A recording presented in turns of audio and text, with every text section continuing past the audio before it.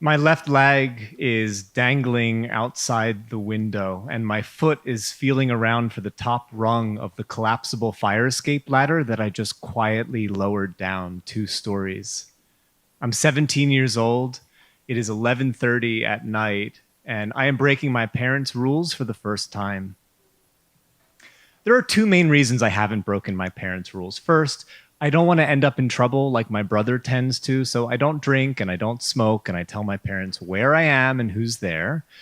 And second, anything that I've wanted has been within the realm of possibility for me to negotiate, so I become a master negotiator. For me, getting in trouble looks like coming home 10 minutes late for curfew, maybe 15. But even this, my mom has to understand because I learned it from her. I come from a Jewish family, which means that we are afflicted with a near compulsive need to say goodbye to every single person we've interacted with before leaving anywhere. One rule that I never even thought to negotiate with was no dating until I was 16. Frankly, I never thought I would be in the position where I could date. And I get to high school, I meet Marissa, she likes me, I like her. And despite the desire, I stall because no dating until 16. I turn 16, we start dating. And at the end of my junior year of high school, I open my locker, and on the inside of the locker door is a note. I can tell from the handwriting it's from Marissa. It's a one question questionnaire. The question is, do you want to have sex with me? Under this question are two checkboxes, one for yes and one for no. I like the idea. Uh, I have thought about it a lot. But I'm also nervous. I know what sex is, I know how it works, but I've never had sex before. I would be the first of my friends, and I never had any men in my life sit me down and let me know what to expect. I don't want to say no, and I'm nervous to say yes. After a second of looking at this note, I realize there is a lot of space in between those two checkboxes. So much space that I write in a third option, maybe, and select that. While I don't break my parents' rules, I never ask them for permission. My reasoning is plausible deniability. And my parents never said anything about no sex. So a few weeks later, on the 4th of July, as our country is celebrating its independence, Marissa and I celebrated our independence by sleeping together for the first time. That afternoon, my feelings around sex change. They change from nervousness to unbridled enthusiasm. An enthusiasm so strong that I am now looking at my bedroom from outside the window as I am standing with 2 feet on the top rung of the fire escape ladder I have just lowered. Because a few miles away, Marissa's parents are gone for the evening, and this is an opportunity I am not willing to let go to waste. The reason I'm sneaking out is there is no amount of negotiation that I could engage in that would result in my parents being okay with my plans for tonight.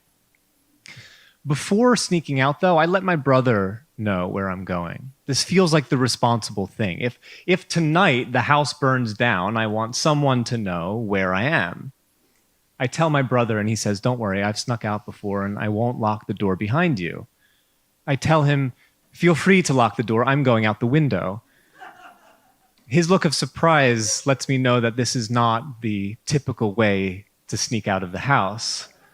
But I kept his secrets when he got his tattoos, and I trusted him to keep my secret.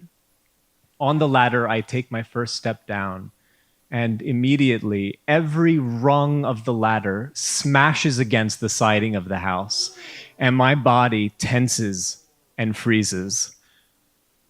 I don't know if I should dive back into my window and pull up the ladder behind me or jump down. Surely someone heard, but I just wait and listen. A moment passes, and the front lights haven't turned on, and I hear no doors opening. As smooth a talker as I could be, the likelihood of me talking my way out of a midway descent out of my bedroom window is unlikely. No one's coming, and so I continue on with my mission. Each step I place delicately on the rung and slowly press it against the house so it doesn't have a chance to smack again. Finally, I get to the ground, and on the ground waiting for me is my bike and helmet. I left it there instead of putting it in the garage when I came back from my ride around the neighborhood that afternoon. I have all the safety gear I need tonight: a helmet, a reflector vest, and a box of condoms. I walk my bike around the corner, I put on my helmet and reflector vest, and I set off. I have biked these streets for 10 years, and never have I felt such a thrill. My stomach has butterflies. I feel electricity going through my veins. I am so excited to be free in this way. I get to the one road that is major enough to deserve double yellow lines, and even though I can see half a mile in each direction and there are no cars on the road, I decide to walk my bike across just to be safe. I get to the other side and the sidewalk, and from there it sidewalks all the way to Marissa's. 2 houses before I get to her house, I stop. I stop to take off my reflector vest. I feel so cool to be sneaking out of my house to have sex. I have never felt so cool before. But if I ride up to her house in bright neon orange, I think that will compromise whatever bad boy vibes I might have going for me. And I am not willing to betray my look in that way. That night, I realized that defying rules does not mean being irresponsible. And I can trust myself to pick which rules to break and how I break them. Thank you.